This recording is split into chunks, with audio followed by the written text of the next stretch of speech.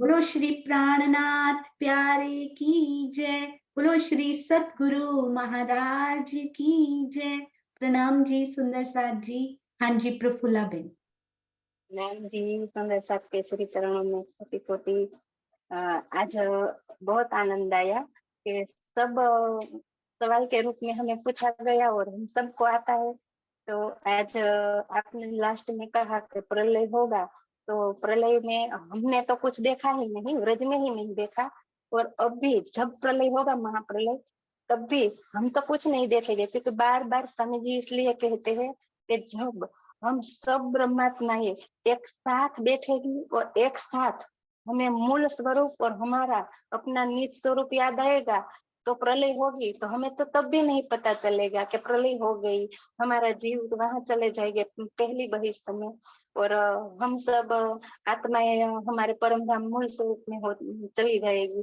तो वहां ये आनंद आएगा कि हमें वहां जाकर क्या किया था, क्या। तो हम जब व्रज में थे तो धनी हमसे अदृश्य हो गए, तो हमने वहां व्रज की अनुकरण लीला की और हमारे साथ धनी आ गई, क्योंकि हमें तभी घर की पता नहीं थी कि हमें हमारा घर परम धाम है। जब हम चितवन में यहाँ बैठेंगे तो हमें तो घर का पता है, हमारा स्वरूप का पता है और हमारे प्रियतम का भी पता है। तो अब जो प्रलय होगी ना, तो वहां तो हम पूर्ण जागृति से धनी के साथ बातें करेंगे। तो व्रज में तो हमें अनुकरण लीला करनी पड़ी, क्योंकि वहां तो कोई था ही नहीं। तो क्यों हम जब यहाँ, तो हमें तो धनी ने जो व्रज की लीला दे दी, दास की लीला दे दी, देवचंद्र जी की लीला दे दी और परम धाम की ही लीला दे दी।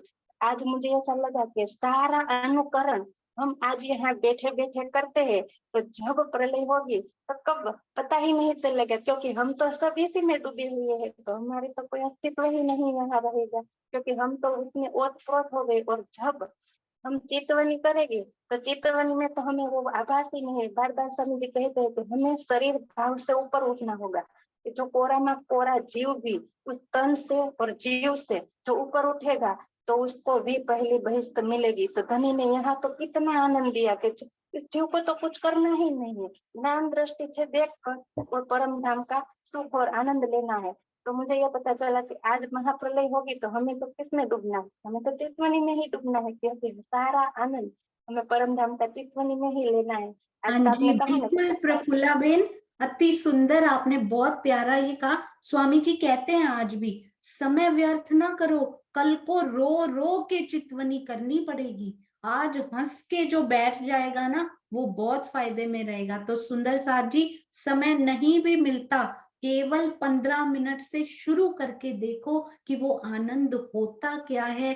परम सत्ता परम आनंद के स्रोत से जुड़ने का आनंद क्या है। तो कल से 4:45 से 6 बजे तक बिगिनर्स के लिए और 4:45 से 4:45 तक अभ्यस्त सुंदर साथ के लिए चितवन लगेगी। 4:45 से शुरू हो जाएगा 5:45 तक, और फिर 5:45 से 6 केवल 15 मिनट जरूर जुड़ना है सुंदर साथ जी, ताकि हम सब आनंद ले। रो रो के नहीं करनी हमने, क्योंकि परम धाम की ये रीत नहीं है, हंसते हुए लेकर जाना है उन्होंने। तो हमने आज हंसते हुए चितवनी करनी है सुंदर साथ जी। हाँ जी प्रणाम जी अनीता दीदी, प्रणाम जी। हाँ जी प्रणाम जी। आज सोनिया जी आपने तो पूरा रिवाइज करा दिया अच्छे से, और एक तरह से अखंड ही हो गया हमारे हृदय में ही जितना भी अभी तक सीखा है। मेरा प्रश्न ये था कि ब्रज में जो चर अचर थे सारा, जिन्होंने अक्षरातीत का सानिध्य किया था उस समय, उन्हें भी तो अखंड किया था ब्रज में सबलीक के कारण में। बिल्कुल सही, चर तो उनका, अचर सारा का खंड किया आपने, बिल्कुल सही कहा है। तो फिर उनको, उन्होंने भी प्रलय नहीं देखी होगी ना। जिनको अखंड किया होगा, जो पहले से ले लिया कि इनका विनाश नहीं करना, तो इसका मतलब उनको उन्होंने महाप्रलय नहीं देखी होगी, प्रलय नहीं देखी होगी ऐसा लगता है। पर लिखने में जो आया ना वो ब्रह्म सृष्टियों के लिए आया हुआ है और ईश्वरी सृष्टियों के लिए। पर डेफिनेटली जो जीव सृष्टि को भी अखंड किया, जो चर अचर भी साथ में रहे, जिनको नूरी रूप प्रदान किया गया, उनको भी अगर प्रलय में ही नाश हो जाते तो फिर वहां पहुंचते कैसे। ये बहुत सुंदर आपने नोटिस भी किया और हम सब सुंदर साथ को बताया भी, बहुत अच्छा लगा नीता दीदी, बिल्कुल सही। प्रणाम जी। प्रणाम। अरे वाह सुंदर साथ जी, देखिए किस लेवल तक ऐसे लगता है जैसे अखंड ब्रज में होकर सुंदर साथ आता है ना, ऐसा लगता है सुंदर। और ज्ञान दृष्टि से ही जाना है अनीता दीदी, लिखा हुआ है ज्ञान दृष्टि परिपक्व होने के बाद प्रेम आता है। तो ये ज्ञान दृष्टि परिपक्व होती जा रही है, तो प्रेम का पुट अब देखिए कैसे आता जाएगा उसमें। अति सुंदर। प्रणाम जी। हाँ जी अनिल भाई प्रणाम जी। प्रणाम जी। प्रणाम जी प्रणाम। सुंदर साथ जी। प्रणाम। आज जो भी रिवीजन हुआ, इतने जो भी हमने एपिसोड किए, उनमें ये सारी बातें बता दी कि तन कौन सा है, जीव कौन सा है, आत्म कौन सी है, और हमारा धनी कौन है। ये रिवीजन रिवीजन रिवीजन के हिसाब से आज तक जो कृष्ण में डूबे हुए थे और कृष्ण को ही धनी मानते थे, वो सारी शंकाएं समाप्त हो गई। अब भी जो इसे नहीं मानेगा वो कहाँ जाएगा, वो तो धनी के हाथ में है। लेकिन ज्ञान के हिसाब से आप कह रहे हो, ज्ञान के हिसाब से, अब कुलजम वाणी के हिसाब से हमें पता चल ही गया कि हमारा धनी कौन है। तो वो धनी को ही हमारी शरण में रखकर हमें उसके उनके शरण में रहकर परम धाम ही जाना है, बीच में कहीं अटकना नहीं। बिल्कुल अति सुंदर अनिल भाई, बहुत अच्छा आपने कहा। प्रणाम जी प्रणाम जी। राम जी। हमारा जो अखंड संबंध है वो धनी जी के साथ है, मूल स्वरूप के साथ है, उनके आवेश स्वरूप जो यहाँ आए हैं, हमें उनसे जुड़ना है। पर साथ ही साथ ब्रज लीला और रास लीला को छोड़ना नहीं है। अखंड जो हुई है उनमें धनी भले ना हो, पर जो की गई थी ब्रज लीला और रास लीला, उनमें मेरे धनी के आवेश ने कार्य किया था। सुंदर साथ जी, तन का नाम चाहे श्री कृष्ण जी हो, चाहे श्री देवचंद्र जी हो, चाहे तन का नाम, वैसे तो श्री महराज ठाकुर प्राणनाथ जी तो तन का नाम भी नहीं है, वो तो उनकी शक्तियों के समाहित होने को कहते हैं। तो कोई भी तन का नाम लाओ, जिसमें मेरे धनी ने लीला की है, उनके चरणों में कोटि कोटि प्रणाम है। और हम सब ने आपस में ये समझना है कि मेरी निस्बत किसके साथ है। अति सुंदर। हाँ जी हाँ जी सुषमा जी प्रणाम जी। प्रणाम जी। प्रणाम जी सुंदर साथ जी, प्रणाम सबके। प्रणाम जी। वैसे तो मेरा संशय अनीता दीदी ने क्लियर कर ही दिया है, बट मैंने ये सुना भी था श्रीमद् भागवत में कि जब प्रलय हुई थी तो मतलब श्री कृष्ण का आपकी आवाज ना कट रही है थोड़ी सी। कट रही है। जैसे ब्रजमंडल मतलब सारा जहाँ पर ब्रह्म सृष्टि में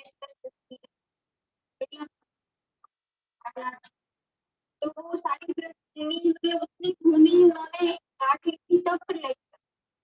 नहीं भूमि तो वहां की, एक मिनट, हाँ जी, भूमि तो योग माया की भूमि वहां पर होगी। तो चर अचर जो प्राणी है वो वहां जरूर उन्होंने लिए होंगे। चर अचर से मतलब क्या होता है सुंदर साथ जी? चर अचर पेड़ पौधे होते हैं, उनमें भी जीव होता है सुंदर साथ जी, उनमें भी सजीव होते हैं वो भी, क्योंकि भूमि नहीं, भूमि सजीव नहीं होती है सुंदर साथ जी। चर मतलब चलने वाले, अचर मतलब जो ना चल पाए, यानी कि पेड़ पौधे, है ना। तो चर यानी जीव, जीव सृष्टि, ब्रह्म सृष्टि, ईश्वरी सृष्टि ब्रज की। और अचर मतलब पेड़ पौधे और वहां के फूल और वहां के सारी ये जो वनस्पतियां हैं वो वहां पर अखंड कर सकते हैं वो। पर भूमि ना चर में आती है ना अचर में आती है, वो जीव नहीं है। तो जिनमें जीव थे वो बोले जाते हैं चर अचर उनको, क्योंकि भूमि काट के वहां के ऊपर नहीं की जा सकती, ऐसा लगता है। तो सजीव जो है ना, जीव उनके वहां पर अखंड किए गए। हाँ जी प्रणाम जी मुकेश भैया, प्रणाम जी। प्रणाम जी। प्रणाम। मेरा एक थोड़ी सी शंका ये है कि ये गोलोक जो है, गोलोक नाम जो दिया हुआ है, ये किसके अंतर्गत आता है, किस लीला के अंतर्गत आता है? ये क्या पहले से ही था या बाद में अखंड होने के बाद जो इसको नाम दिया गया है। हाँ जी, जो ब्रज खंड हुई है ना सुंदर साथ जी, उसको बोलते हैं गोलोक।